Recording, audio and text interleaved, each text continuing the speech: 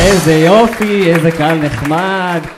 את האמת, השבוע אני הופעתי בפני י"בניקים, בדיוק הם חזרו מהמשלחת לפולין. עכשיו, איזה קטע זה שהם נוסעים ללמוד על השואה, נכון? פתאום כל המורות נהיות פטריוטיות, נכון? כזה, חבר'ה נוסעים מהמשלחת לפולין, להרים את דגל ישראל בגאווה, להראות לכולם שאנחנו לא מפחדים ואי אפשר להשמיד את עם ישראל. איך שמגיעים לשדה תעופה, כל המורות, חבר'ה, להכניס שרשרת עם מגן דוד פנימה, לא לדבר עברית, ואם שואלים אני אינדונזית, נכון? גם לוקחים אותם למקומות כאלה לא קשורים. חבר'ה, מחר נוסעים לבקר בבית של אנה פרנק. למה? היא גם ככה לא בבית. לא, אבל באמת, כאילו, גם יש את המורות שפותחות סרט על כל דבר. אתם מכירים אותם? מגיעה עצבנית יום רביעי לכיתה, צעקות שיא. אני צריכה לחזור מהיום החופשי שלי? מי ישמע את בתאילנד? ולשמוע שעשיתם רעש במסדרונות? לא, אבל זה לא יכול לצחוק על מורות, כי באמת אמא שלי מורה. אמיתי, כאילו, אמא שלי דרך אגב יש לה מומחיות אחת, וזה להרוס בגדים בכביסה. אמא שלי זה כמו הקלף משנה צבע בטאקי. אתה נותן לה חולצה צהובה, יוצאת אדומה, אדומה, כתומה, ככה זה...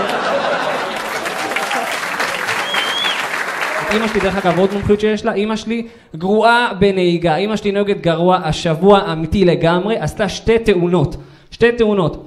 עכשיו אבא שלי כבר לא נעים לו, אז הוא אומר לה, תקשיבי, לי אין בעיה עם איך שאת נוהגת, אם יש למישהו בעיה, שלא ילך על המדרכה. אבא שלי בן אדם חכם, אבא שלי בן אדם חריף מאוד, אני מקבל ממנו הרבה, באמת. יום אחד הוא בא אליי, אומר לי, תקשיב ליסן, אין שכל, אין דאגות, אין ערבים, אין פיגועים, אין תימנים, אין דבר, לא. אבא שלי גם האנשים של פעם, לפני כמה זמן הלכתי איתו להחליף פלאפון, לשדרג את הטלפון, אז פתאום הוא מתחיל להטיף לי מוסר, הוא אומר לי, אני לא מבין למה אתם הצעירים צריכים את כל השטויות האלה בפלאפון, פייסבוק, שמייסבוק, וואטסאפ, טלפון זה טלפון, רק בשביל לדבר. אמרתי לו, וואלה, אבא, נכון, באמת נראה לי שקצת נסחפנו יותר מדי מהדבר הזה. הוא אומר לי, עזוב שטויות, יש לך חיים לתת לי בקנטי קראש? אבל אני אגיד לכם, אני שמתי לב, בעלי אולמות כאילו תמיד עוקצים אותנו, נכון? לפני כמה זמן התחתנתי, אמיתי התחתנתי, אני בא לאיזה אולם, אני בא לאולם, אני אומר לו, כמה עולה מנה? הוא אומר לי, 170 שקל. אמרתי לו, 170, סבבה, נשמע הגיוני, בוא נסגור. פתאום אומר לי, לא כולל מע"מ. פה התחילו החרטות.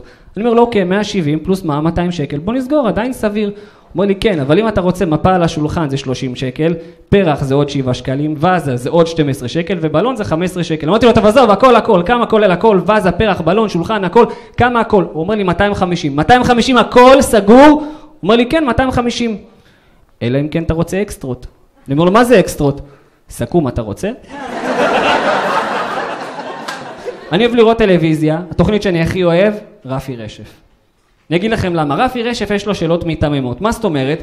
תמיד אחרי פיגוע הוא מביא, שימו לב, הוא מביא איזה עדת ראייה אחת, איזה סיגי כהן, שואל אותה את השאלות הכי מיתממות בעולם.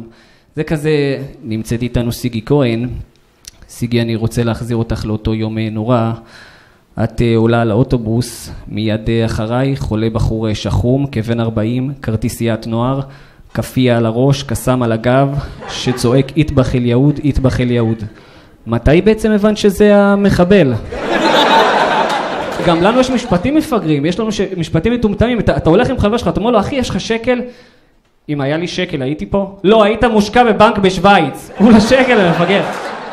או שאתה הולך עם חבר שלך ברחוב, פתאום עובר קבצן, חבר שלך אומר לך, אל תיתן לו כסף, הוא ישתמש בזה לסמים.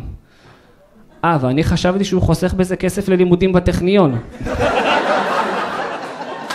או שאמיתי, זה השבוע ראיתי, אמיתי, כתוב על קופסת גפרורים, תקשיב אחי, כתוב על קופסת גפרורים, נא להרחיק מאש.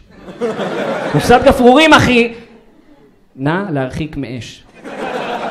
נראה לי שמישהו פה לא הבין את המהות של המוצר, נכון? חבר'ה, אני הייתי ליסן פינטו, תודה רבה.